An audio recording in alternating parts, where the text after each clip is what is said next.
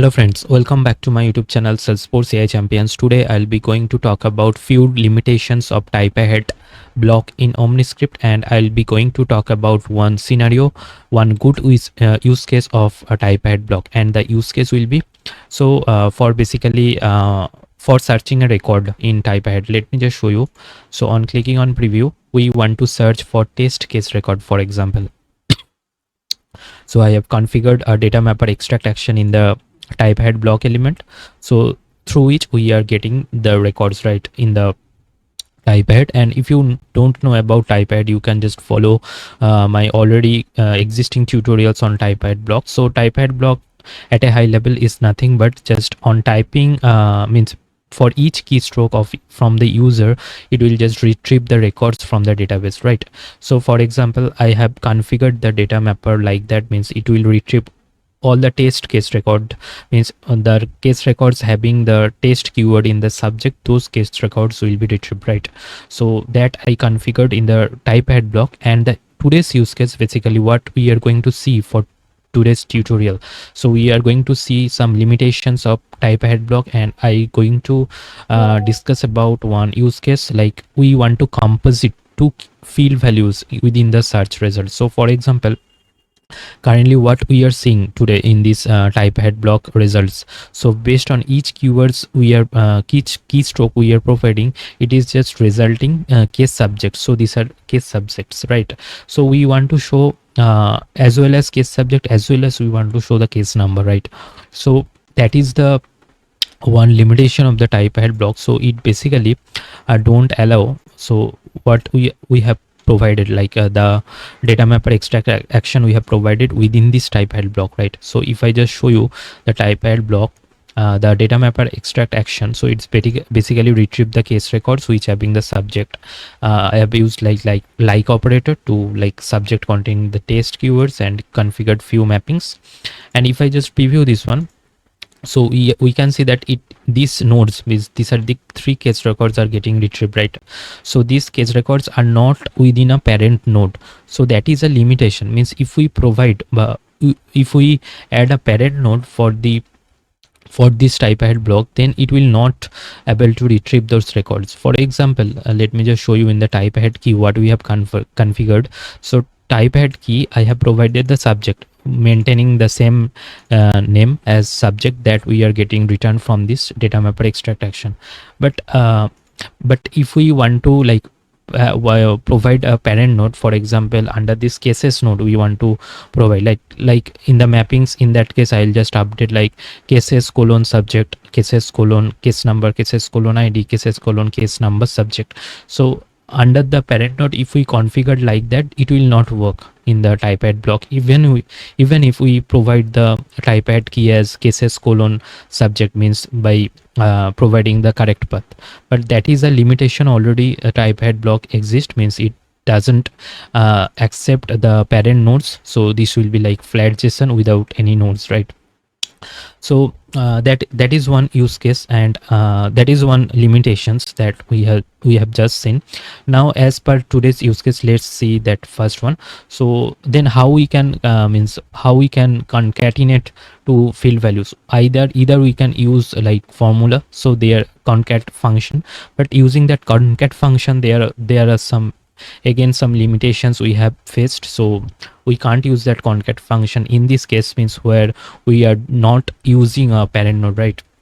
So in these cases, what we could have do, like we can just create a simple formula field in the respective object. So I have created a formula field in here in the case object, since we want to display the case number as well as the subject in the result of the Typeahead search.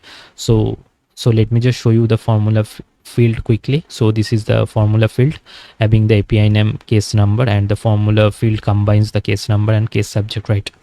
And the formula output is of text type, and it is combined of case number standard. These are the two standard fields, case number and case subject, separated by a hyphen, right?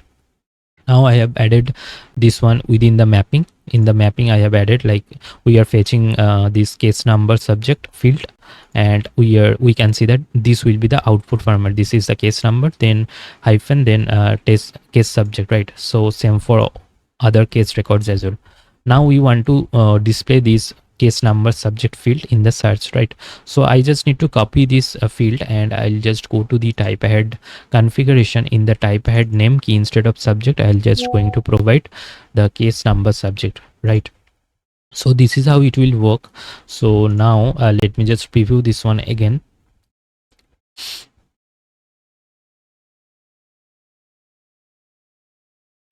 Search test case record. So I'll just again search for test, and we can see that we are getting the case number as well as separated by dash, then case subject, right? So this is how it will work. So we can understand, since instead we are not able to use those parent nodes in the data mapper extract, that is why we can work around like this by creating a formula field in the respective object to make like composite search. So based on the search in that field, search keyword in that field, we can see like formula. Using a formula, we can just implement the search functionality in the type ahead block configurations by providing the type ahead key as the formula return formula response node in the from the data mapper extract. So now what we have started by saying, like, we want to discuss few limitations as well in the type ahead block. So that is one limitation, that we can't use the parent nodes.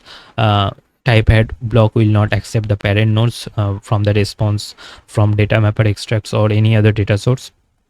Then second limitation could be, so I have used this data mapper extract action within the type ahead block, right? So we can only use one single action, right, within that type ahead element. So that is another limitation. So only one data mapper extract or integration procedure we can use within the type ahead block. And again, no nested blocks. So only one block element is permitted. Adding multiple nested blocks inside a type ahead, for example, I have provided this text element individually, right? So you could add edit blocks as well, right? Edit blocks or block element as well, right? So that is the limitation, means we could use only one block is permitted within the type ahead element. So that is one another limitation as well. Then so and another limitation could be like the performance. So for example, I have just few of the records, like we have just returning few records. For example, query results found like 3 records only.